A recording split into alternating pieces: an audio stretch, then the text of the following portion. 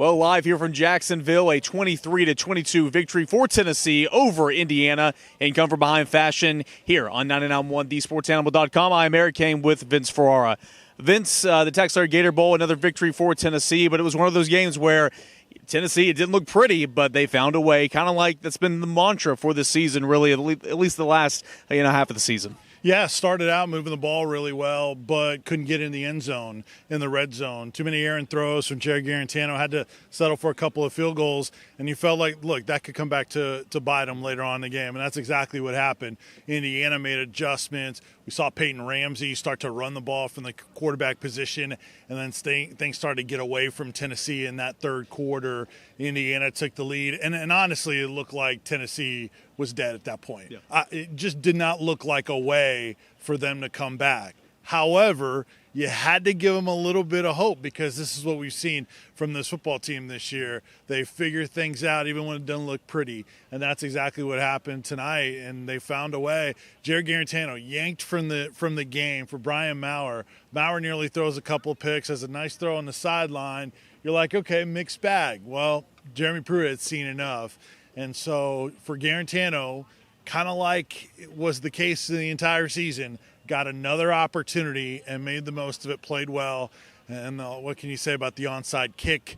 Jared Garantano, Eric Gray, just a lot of clutch performances that came down to that fourth quarter. Sitting up in the press box, coming down to the field as we always do, and Vince leaving the press box, Tennessee's down 2 scores. We arrive on the field, Tennessee scores a touchdown. Lo and behold, going for an onside kick, they score another one. Tennessee has a 1-point lead and just trying to hold on for that victory, and it does. But let's go back to talk Jared Garantano.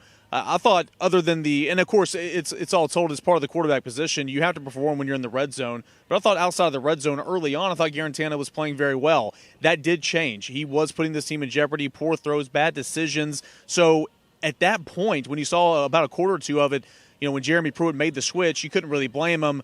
But he said post-game, sometimes it takes time to step back, see it from a different angle, and then when the game was on the line, we wanted Garantano in the game, and he came through. So I thought that spoke volumes of the redshirt junior quarterback. Yeah, he basically said, look, you didn't play good. Yeah. And so this is results-based. And so he yanked him. But then he said Maurer didn't play well either. So they yanked him. JT Shroud's wondering, what about me?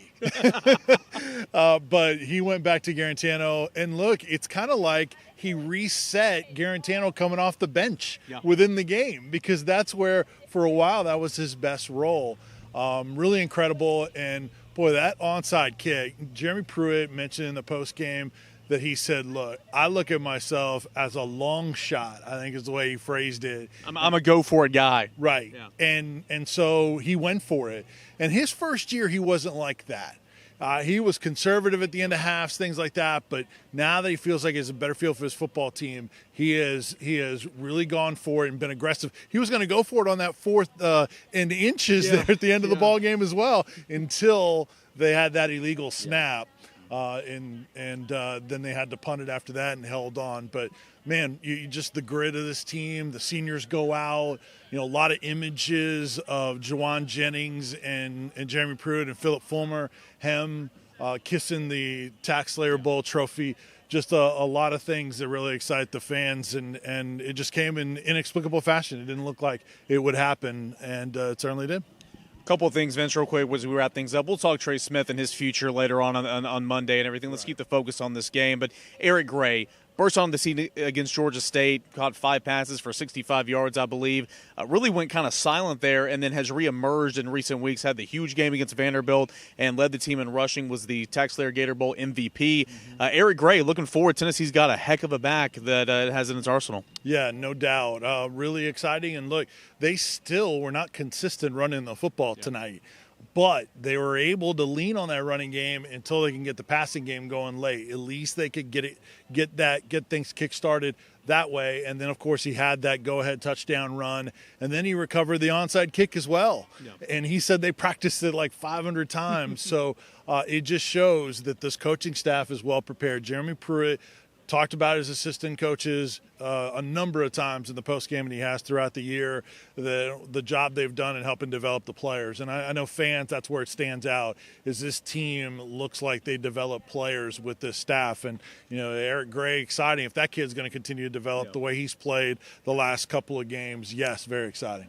All right, last thing. So all told, 1-4 start, 0-2, losses to Georgia State, losses to BYU, the 6-game win streak, winning 6 of the last 7, the way Tennessee ended this season. A win here tonight in the TaxSlayer Gator Bowl against all odds, essentially. We both thought they were dead, and but came back and won.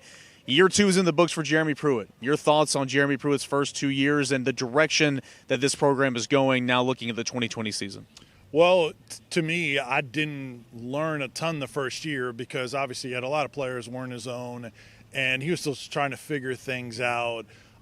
You could see that there still needed to be some growth there as a head coach. I think you saw those steps as a head coach this year. You saw him tweak his coaching staff. Those things, I think, all worked out really positively. He mentioned kind of leaving guys alone and let them do their thing on his staff. I think that's a progression of a head coach, the way he handled the media, the way he connected with his players, and his players fought hard for him. I think these are all great signs that he gets it as a head coach. And I think it's exciting for Tennessee fans to see what the future will bring. Will that, maybe the anticipation now, the expectation next year, will that get out of hand? Probably. But we'll be there to take your phone calls about it. And look, it makes it a lot more fun than everybody being Debbie Downer and wanting to fire the coach again, honestly. So I think he has grown as a head coach. And if there's more growth there, just like there's been growth in his players, I think this is a team that is not too far away from getting up there where Georgia and Florida are and competing for an SEC East title. Win number 5 in the Gator Bowl for the University of Tennessee. Win number 29 all-time in bowl appearances for the University of Tennessee. Vince, it's been a fun week for you down here. Been a fun couple days for Chandler and myself. Could not have made this possible without our friends at Tracy King's Real Estate. Yeah, Tracy King, King's Real Estate. Really appreciate them. Could have made this trip and everything we've done possible without Tracy King. So thank them, and thank all of you for watching and taking in all of our content all week long. And there's more to come even after this video. And a special thanks to Chad Campbell, Rusty Wallace Honda, for allowing the travel arrangements to get Chandler and I down here. A really nice Accord Sport. And, of course, that's Rusty Wallace Honda, Chad Campbell at the intersection of Selection. Vince, it's been fun, man. 23-22, the final score. Tennessee takes down Indiana in the TaxSlayer Gator Bowl. With Vince Ferrara, I'm Eric Cain, and we'll talk to you again on Monday here on 99.1 TheSportsAnimal.com.